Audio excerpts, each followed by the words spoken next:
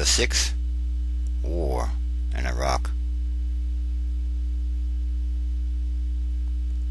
There have been 5 different wars in Iraq, and that the 6th war is underway.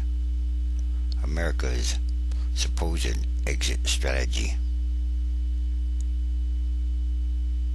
War 1, shock and awe. And it causes fire to come down from heaven.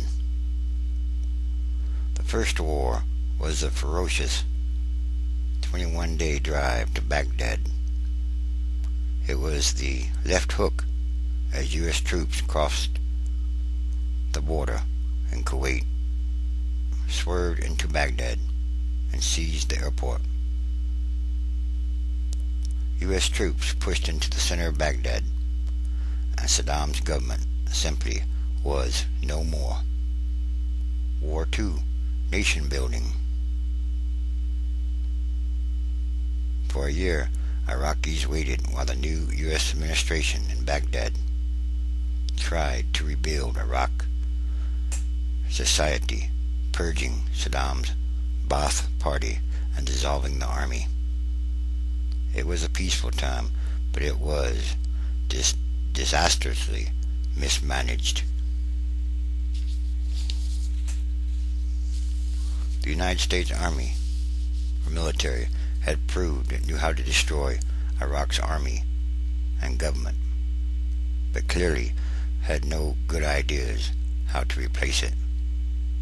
It was also a time of radical social change.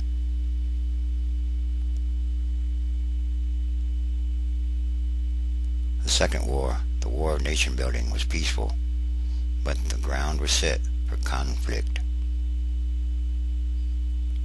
War 3, insurgency. Iraqi Sunnis, the backbone of Saddam's regime and security services, lashed out in the spring of 2004. Sunnis had waited peacefully for a year, confused but seething in quiet as the U.S. administration in Baghdad bungled its attempts at nation building. By the spring of 2004, many Sunnis decided they'd had enough. Sunnis, especially members of Saddam's previous government and army, felt betrayed by their American liberators. They were out of jobs and humiliated. They were also terrified by the growing power of Shiites.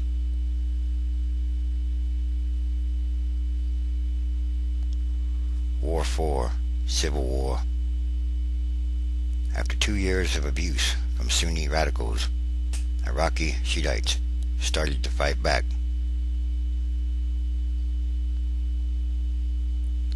But in February 2006, the Sunnis went too far. The Shiite Golden Mosque in Samaria was bombed. Shiites reacted to the destruction of the holy shrine in Samaria with an explosion of fury and hate. The Civil War, the Fourth War, lasted from approximately February 2006 to the summer of 2007, 16 months of grinding carnage. War 5, the Surge. Sometime in mid-2006, the BUSH administration decided to change course.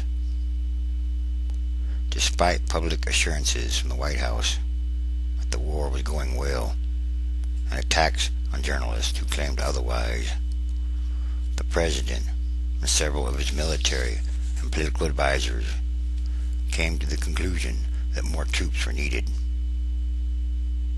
along with a new strategy under a new commanding general, David Petraeus.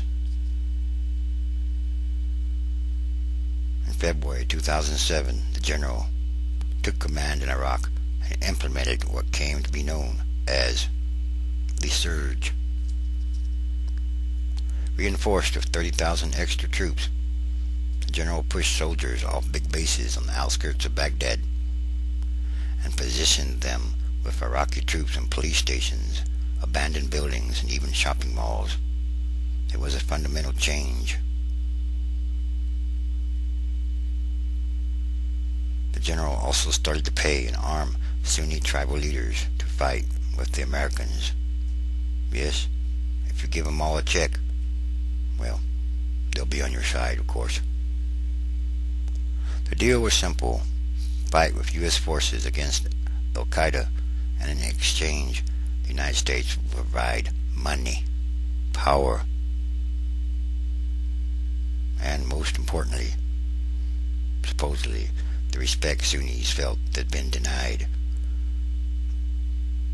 Sunnis quickly welcomed the deal. They were losing the civil war and needed an ally. And of course, they always needed or need money. Yes, just pay everybody and they'll be on your side. That's why it's cost more than $1 trillion to invade or attack Iraq. And then there's war number 6, the exit. 6 plus 5 equals 11. And when they stand up, they're standing still or always falling backwards. Never really able to leave. Or it is very hard to leave because of all the infrastructure, all the great big bases, and everything else they put into place. Along with the $1 billion embassy, American embassy. It's very hard to pull out of Iraq now. It will take many years, they say, and billions more dollars. President Barack Obama set a course to end the war in Iraq. Supposedly, theoretically, elected with a promise to pull U.S. troops out of Iraq in 16 months. Obama modified a plan, worked out at the end of the last administration. The plan calls for U.S. troops to pull back to bases after June 2009.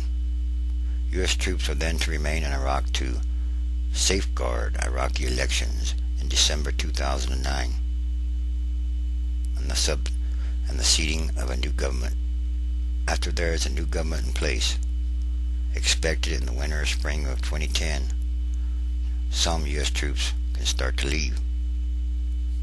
Obama said all U.S. combat troops would be out of Iraq, theoretically, if all goes well, by August 2010, leaving behind a smaller force of approximately 50,000 troops until December 2011. Once again, if all goes well, after December 2011, all U.S. troops are supposed to be gone. It's a complicated plan. So, what did the U.S. accomplish? It took 6 years and more than $1 trillion to replace Saddam's dictatorship with a somewhat stable government. Iraq was a dictatorship. Now Iraq has a kleptocracy. A government that exists to steal. Corruption. Yes, a corrupt government. Well, kind of like before. Some say now Iraq good enough. Mediocrity, it is said, is the accepted norm. It's become acceptable both to American officials in Baghdad and many Iraqis themselves. The Iraqi security forces beat detainees and the politicians steal from government coffers. It's Iraq good enough. Iraq isn't stable, but it's not in a civil war anymore, at least for now. It's Iraq good enough. Yes, and once again, what did they really accomplish? Well, the United States government has spent a whole lot of money. Perhaps that has something to do with the recession or the downward spiral of the economy in America. Yes, it could be connected. And once again, there's something more going on here. And these are more signs of the end times transition days. And there are many signs day by day.